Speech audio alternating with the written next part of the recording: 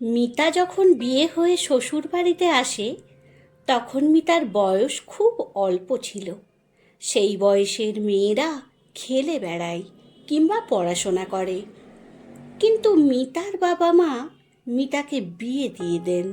সুন্দরী মিতাকে বেশি দিন বাড়িতে রাখা অসম্ভব হয়ে পড়েছিল। তাই মাধ্যমিক পাশ করার পর পড়াশোনা ছাড়িয়ে দেন মিতার বাবা মতিলাল চৌধুরী, আর বাধ্য হয়ে মিতার বিয়ে দিয়ে দেওয়ার চিন্তা করেন। রক্ষণশীল পরিবারের মেয়ে মিতা বাড়ির বাইরে যাওয়া বা বাড়ির বাইরে গিয়ে অন্য কারোর সাথে গল্প করার ক্ষমতা ছিল না একেবারেই মিতার। কেবল পড়াশোনা করতে বাড়ির বাইরে যেত এই রায় চৌধুরী বাড়ির মেয়েরা। মিতার বন্ধুরা যখন পুজো পার্বণে বা অন্য কোনো অনুষ্ঠানে দল বেঁধে যেত তখন মিতা পারত না তাদের সঙ্গী হতে। মনে খুব দুঃখ ছিল মিতার। মিতার বাবা খুব রাগী। উনি বড় বড় চোখ করে তাকালে সবাই ভয় পেত। সেখানে শান্ত মুখচোরা মিতা তো। একদিন মিতার এক বন্ধুর ঠাকুমার শ্রাদ্ধের অনুষ্ঠানে নিমন্ত্রিত হয়েও যেতে পারেনি বলে খুব কান্নাকাটি করে। মিতার মা অনুদেবী ওকে বললেন, কাঁদে না মা, সামনেই তোর বিয়ে। বিয়ের পর তুই তোর শখ মেটাবি শ্বশুর বাড়িতে গিয়ে বরের সাথে। এখন বাবার কথা মেনে নে মা। সেদিন মিতা মায়ের কথাটা মেনে নিয়ে মনে মনে খুব আনন্দে ছিল। বিয়ের পর স্বাধীনতা পাওয়ার আনন্দে বিয়ের পিঁড়িতে বসতে আপত্তি করেনি। যদিও বা আপত্তি করলেও তার টিকত না। যথা সময়ে বিয়ে হয় মিতার। স্বামী আশিসের হাত ধরে অনেক আশা নিয়ে শ্বশুর বাড়িতে প্রবেশ করে। মনে রয়েছে মুক্তি পাওয়ার আনন্দ। বিয়ের পর শ্বশুর বাড়িতে আসার সময় সব মেয়েরা যেমন কেঁদে ভাসায়, মিতা কিন্তু তেমনটা করেনি। মুক্তির আনন্দে আত্মহারা হয়ে কান্নাকাটি ভুলে হাসতে হাসতে শ্বশুর বাড়িতে ঢোকে। বৌভাত, অষ্টমঙ্গলা, মধুচন্দ্রিমা সব বেশ আনন্দেই কেটে যায়। বাপের বাড়িতে গিয়ে ওর স্বাধীন হওয়ার কথা গর্ব করেই বলে আসে। ওর আনন্দ আর ওকে খুশি দেখে ওর মায়ের চোখে জল আসে। মেয়ে সুখে আছে দেখে উনি খুব শান্তি পান। যত দিন যেতে থাকে মিতা আবার স্বাধীনতা হারিয়ে পরাধীন হতে থাকে। বাপের বাড়িতে গিয়ে গর্ব করা মেয়েটার স্বপ্ন সব ভেঙে চুরমার হয়ে যায়। ওর শাশুড়ি মা আবার অন্য ধাঁচের। মিতার ওপরই উনার যত জোর। একমাত্র ছেলের বউ কিনা, তাই। বাড়িতে লোক সংখ্যা কম, কিন্তু আত্মীয়ের সংখ্যা প্রচুর। প্রতিদিনই কেউ না কেউ চলে আসেন, আর মিতা তাদের আদর আপ্যায়ন করতে ব্যস্ত হয়ে পড়ে। নিজের সব শখ সাধ বিসর্জন দিয়ে শাশুড়ির সেবা করে। পুজো পার্বণে বাড়িতে ওর ননদেরা সপরিবারে চলে আসে, থেকে যায় বেশ কয়েকদিন। মিতার চলে শারীরিক কসরত। নিজের দিকে তাকানোর সময় নেই। তাদের হাতে হাতে খাবার আর প্রয়োজনীয় জিনিস তুলে দিতে দিতেই সময় চলে যায়। কখন যে দিন গড়িয়ে রাত হয়ে যায় বুঝতেই পারে না। এখানে সবাইকে সন্তুষ্ট করতে করতে সময় চলে যায়। এখন আর বাপের বাড়ি যাওয়ার সময় হয়ে ওঠে না মিতার। বাপের বাড়ি যাওয়ার কথা তুললেই ওর শাশুড়ি মা অসুস্থ হয়ে পড়েন, মানে অসুস্থতার ভান করেন। পুজোর সময় নাকি মেয়েদের শ্বশুর বাড়ি ছেড়ে কোথাও যেতে নেই। মিতার তিন ননদই পুজোর কটা দিন সপরিবারে শ্বশুর বাড়ি ছেড়ে বাপের বাড়ি চলে আসে। মিতার খুব মন চায় বাপের বাড়ি যেতে, কিন্তু ওর শাশুড়ি মা বলেন, এ কেমন কথা তোমার? পুজোর সময় বাড়ির বউদের কি শ্বশুর বাড়ি ছেড়ে বাপের বাড়িতে যেতে আছে? মুখচোরা শান্ত স্বভাবের মিতা বলতে পারে না। আপনার মেয়েরা আসে কেন? পুজোর সময় সন্ধে হলেই ওর 3 ননদ বেশ সেজে গুজে ছেলে মেয়ে স্বামী নিয়ে ঠাকুর দেখতে বেরোয়। একবারও মিতাকে বলে না ওর শাশুড়ি মা নতুন কাপড় পরো, কিংবা বলে না যাও না আশিসের সাথে ঠাকুর দেখতে। আশিস মাকে জানিয়ে ওকে নিয়ে ঘণ্টাখানেকের জন্য বেরিয়ে পড়ে, কিন্তু ফিরতে হয় শাশুড়িকে বলে রাখা সময়ের মধ্যে, কারণ উনাকে সময়ের মধ্যে খেতে দিতে হবে, বিছানা করে দিতে হবে। মিতার স্বাধীন হওয়ার আশা শেষ। মেয়ে হয়ে জন্ম বুঝি স্বাধীনতা হরণের প্রধান কারণ? মনের কষ্ট মনে রেখেই যায় মিতা। সংসারে মন দেয়। আশিস অবশ্য মায়ের বিরুদ্ধে গিয়েও ওকে নিয়ে বেড়াতে যেতে চায়, সিনেমা দেখতে যেতে চায়, কিন্তু মিতা আর যে তাতে সায় দেয় না। ও বলে শখ সাধ করা কি পালিয়ে যাচ্ছে? আর জানো না, আমি কোথাও গেলে মায়ের কষ্ট হয়। এটা বুঝিয়েই আশিসকে শান্ত করে মিতা। আশিস এখন আর জোর করে না কোথাও যাওয়ার জন্য। মায়ের সাথে কথা কাটাকাটি করে না মিতাকে নিয়ে। সময় গড়িয়ে যায়, মিতা 2 সন্তানের মা হয়ে যায়। তাদের বড় করা, শাশুড়ির সেবা করাই এখন মিতার প্রধান কাজ, মানে ধ্যান জ্ঞান। হ্যাঁ, ছেলে মেয়ে দুটোর বায়না মেটাতে তাদের হাত ধরে আশেপাশে ঘুরে চলে আসে বাড়িতে, এসেই ওদের খাইয়ে ঘুম পাড়ায়। এইভাবেই একটার পর একটা পুজো যায় আসে। মিতা সেই একই রকম থেকে যায়, ওর স্বাধীনতা সেই গর্বই থেকে যায়, মুক্তির আনন্দ অধরা থেকে যায়। মিতা এখন মধ্য বয়সের গৃহবধূ, এখনো পরাধীন এক নারী। এখন ছেলে মেয়ে বন্ধু বান্ধবীদের নিয়ে ব্যস্ত, তাদের সাথেই পুজো কাটাই। আগে আমাকে বলতো, মা চলো না ঠাকুর দেখতে, চলো আজ সিনেমা দেখে রেস্টুরেন্টে খেয়ে আসি, কিন্তু মিতা যেতে চায় না। শাশুড়িকে একাই রেখে একা যেতে যে ওর বিবেক দংশন হয়। ওরা এখন আর মাকে বলে না চলো আমরা ঠাকুর দেখতে যাই।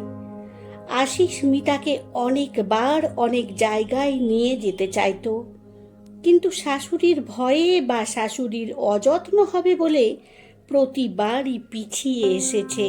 এখন আর আশিস মিতাকে বলে না চলো ঠাকুর দেখে আসি। নিজেও আর সেভাবে ঠাকুর দেখতে যায় না, তবে বাড়িতেও থাকে না, চলে যায় পাড়ার প্যান্ডেলে। সেখানে বন্ধুদের সাথে আড্ডা দিয়ে রাত করে বাড়ি ফেরে। এখন আর শাশুড়ি মা বেঁচে নেই, কিন্তু মিতাকে ঘরকুনো করে দিয়ে গেছেন। ওর মনের শখ স্বাদ ইচ্ছেগুলোকে গলা টিপে মেরে ধ্বংস করে দিয়ে গেছেন। ছেলে মেয়ে প্রতিনিয়ত মিতাকে খোঁটা দেয়, গেঁয়ো ঘরকুনো বুড়ি। ওরা বলে এবার একটু বাইরে বের হও, বাইরের জগৎটাকে দেখো, আর কতদিন বন্দি থাকবে। মিতা ভাবে মাত্র 49 বছর বয়সে আমি সত্যিই বুড়ি হয়ে গেছি। ছেলে মেয়ে তো ঠিকই বলে তোমার কোনো কিচ্ছু ইচ্ছে নেই, আর ছিলও না। যদি ইচ্ছে থাকতো তবে সব কিছুকে উপেক্ষা করে আর 5 জনের মতো জীবনটা উপভোগ করতে পারতে। এখনো সময় আছে, বদলে যাও। ছেলে মেয়েদের কথায় দুঃখ পেয়ে আর নিজেকে স্মার্ট দেখাতে গিয়ে মিতা পায়ে হেঁটে একবার সামনের বাজারে গিয়েছিল ঠিকই, কিন্তু বাড়ি ফেরার সময় পথ হারিয়ে ফেলে। ভয় পেয়ে কান্নাকাটি শুরু করে দেয়। পরে একজনের সহযোগিতায় বাড়ি ফেরে। ছেলে মেয়ে দুজনেই মাকে খুব বকাবকি করে। ওদের কাছে এসব শুনতে শুনতেও অতিষ্ঠ হয়ে ওঠে। মনে মনে ও ভাবে এবার সত্যি সত্যি ওকে স্মার্ট হতে হবে। ও আর কাউকে পরোয়া করবে না। এবছর পুজোর সময় ছেলে মেয়ে ঠাকুর দেখতে বেরিয়ে যায় পাড়ার প্যান্ডেলে। মিতা নিজের মনকে অনেক বুঝিয়ে ঠিক করে ও আর পরাধীন থাকবে না। আজ নিজে একা একাই বেরিয়ে পড়বে। সত্যি সত্যি ঘরের বাইরের জগৎ দেখা প্রয়োজন। সন্ধ্যের সময় বরের দেওয়া শাড়িটা পরে নেয় মিতা। মেয়ে সাজের জিনিস বের করে শাড়ির সাথে ম্যাচ করে একটা টিপ পরে নেয় কপালে। খুব সুন্দর করে চুলে একটা হালকা করে হাত খোপা করে নেয়। সব শেষে ঠোঁটে হালকা মেরুন রঙের একটা লিপস্টিক লাগিয়ে আয়নায় নিজেকে দেখে আর মনে মনে ভাবে, এখনো সুন্দর আছি। লজ্জায় দুহাত দিয়ে মুখ ঢেকে ফেলে। পরে আয়নার সামনে থেকে উঠে পড়ে। জুতো জোড়া পায়ে গলিয়ে নিয়ে হাতে বহু পুরনো একটা ব্যাগ নিয়ে সদর দরজায় চাবি লাগিয়ে অজানার উদ্দেশ্যে বেরিয়ে পড়ে। মনটা বেশ ভালোই লাগছে, বেশ খুশি খুশি লাগছে। তবে মনে ভয় ভয়ও করছে হারিয়ে যাওয়ার। একটু আড়ষ্টতাও লাগছে। তবে সব কিছুকে উপেক্ষা করে পায়ে পায়ে এগিয়ে চলে প্যান্ডেলের দিকে। আজ ব্যাগে কিন্তু ছেলের কিনে দেওয়া মুঠো ফোনটা নিতে ভোলেনি কিছু টাকা নিতেও। ছেলে ফোন কিনে দিয়ে সব কিছু শিখিয়ে দিয়েছিল। মিতা সবটা ভুলে গেলেও ফোন করা বা ধরাটা ভুলে যায়নি। আজ মিতা জনজোয়ারকে লক্ষ্য করে পায়ে পায়ে এগিয়ে চলে একটার পর একটা প্যান্ডেলে। মনের মধ্যে কি যে আনন্দ হচ্ছে সেটা কাউকে বলে বোঝাতে পারা যাবে না। সত্যি এত সুন্দর প্যান্ডেল হয় সেটা টিভিতে দেখলেও নিজের চোখের সামনে থেকে দেখার যে আনন্দ আছে তা বোঝানো সম্ভব নয়। কখন যে রাত গড়িয়ে ভোর হয়ে গেছে মিতা তা খেয়ালই করেনি। রাস্তায় জনজোয়ার হালকা হয়ে গেছে। হঠাৎ ব্যাগের মধ্যে ফোনটা বেজে উঠতেই নড়ে চড়ে উঠল মিতা। বাড়ির কথা মনে পড়ে যায় মিতার। বুকটা হু হু করে ওঠে। ব্যাগ থেকে ফোনটা বের করে ফোনটা ধরতেই এক অজানা কণ্ঠস্বর, আপনি কি মিতা চ্যাটার্জি? মিতা ভয়ে কাঁপতে কাঁপতে বলে, হ্যাঁ। অপরিচিত কণ্ঠস্বর বলে, আমি কবরডাঙ্গা থানা থেকে বড়বাবু মিস্টার চাকলাদার বলছি। আপনি এখন কোথায়? আপনাকেই কি কেউ কিডন্যাপ করে নিয়ে গেছে? ভয়ে মিতার কণ্ঠ থেকে স্বর যেন বের হচ্ছে না। কোনো কথা আর কানে যাচ্ছে না। কানটা বুবু করছে। মনে হচ্ছে এক্ষুনি মাথা ঘুরে পড়ে যাবে। মিতা ভাবে নিজেকে স্বাধীন হতেই হবে। আনস্মার্ট হলে ছেলে মেয়ের কাছে হেরে যাব যে। তাই নিজেকে সামলে নিয়ে স্মার্টভাবে উত্তর দেয়, হ্যাঁ আমি মিতা চ্যাটার্জি। আমাকে কেউ অপহরণ করেনি। আমি ঠাকুর দেখতে বেরিয়েছি। এবার বাড়ি ফিরছি। আমি এখন বাড়ি থেকে অনেকটা দূরে, মানে চাঁপাডাঙ্গায়। বড়বাবুর সাথে কথা বলার সময় আশিসবাবু বড়বাবুর হাত থেকে ফোনটা নিয়ে বলে, মিতা তুমি কোথায়? না বলে কেন গেছো? তুমি এত দূরে কি করে গেলে? ফোন করছি এতবার, ফোনটা রিসিভ করছিলে না কেন? কথা বলতে বলতে উনার গলা ধরে আসে। মিতা বলে, কান্নাকাটি কি আছে, এই তো এবার ফিরছি, এখন অটোতে উঠব। মিতা আজ মনে মনে সত্যিই খুব খুশি। ও যে পারে একা একা বাড়ির বাইরে বেড়াতে, সেটা আজ প্রমাণ করতে পেরে আর ছেলে মেয়েকে দেখাতে পেরে মনটা খুশিতে ভরে গেল। মিতা নিজের মনেই বলে, ওরা অবশ্য ভুল কিছুই বলেনি। সত্যি আমার ইচ্ছে ছিল না বলেই এতদিন অপরের দোহাই দিচ্ছিলাম। যদি ইচ্ছে আর সাহস দেখাতে পারতাম তাহলে কেউ কোনোদিন বাধা দিতে পারত না, আর নিজের মনেও কোনো ক্ষোভ থাকতো না। ফুরফুরে মন নিয়ে মিতা বাড়ির দরজার সামনে এসে দেখে ছেলে মেয়ে দাঁড়িয়ে আছে, আর জানলায় হাত রেখে বিষণ্ণ বদনে আশিস দাঁড়িয়ে আছে। মিতাকে দেখেই মা বলে জড়িয়ে ধরে ছেলে মেয়ে দুজনেই কেঁদে ফেলে। আর আশিস প্রায় ছুটে ঘরের বাইরে মিতার কাছে চলে আসে। মিতা মনে মনে ভাবে, এখনো আমার এত দাম এদের কাছে, আমার তাহলে এখনো দাম আছে। মনটাও আনন্দে ভরে ওঠে। আজ মিতা কেবল যে আনন্দই পেয়েছে তা নয়, মিতা আজ মুক্তির আনন্দ পেয়েছে। মনে মনে তাই আজ গেয়ে উঠেছে, থাকবো না কো বদ্ধ ঘরে, দেখবো আমি জগৎ ঘুরে।